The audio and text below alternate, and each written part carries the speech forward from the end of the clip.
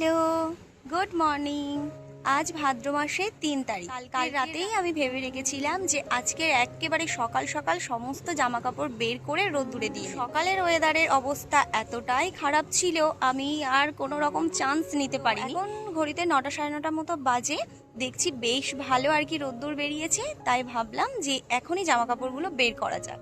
তাই চলো আলমারি থেকে সমস্ত জামা কাপড়গুলো বের করে ফেলি, তো তারপর আর কি একে একে সমস্তটা রোদ্দুরে দিই। ছোটবেলা থেকে দেখে আসছি মা, জানো তো আমাদের দুই বোনই, তার সাথে বাবার তারপর মায়ের যে সমস্ত শাড়ি জামা কাপড় থাকতো সেগুলো এই ভাদ্র মাসে সবটা রোদ্দুরে আর কি মেলে দিত। তারপর বড় হওয়ার সাথে সাথে আমি মায়ের হাতে হাতে সমস্তটা করতে শিখলাম।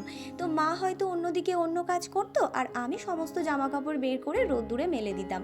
আর এখন যেহেতু আমার বিয়েও হয়ে গেছে আর এখানে আমি একা, তাই মায়ের আর কোথায় পায়, এই যে আমার সমস্ত জামা কাপড়গুলো এখন আমি একা একা বের করে রোদ্দুরে মেলছি। হ্যাঁ, এগুলো তো বের করে রোদ্দুরে মেললাম ঠিক কথা, এগুলো যখন পাট করে আলমারির মধ্যে তুলবো না, সেগুলোর খাটনি আর বলার নেই।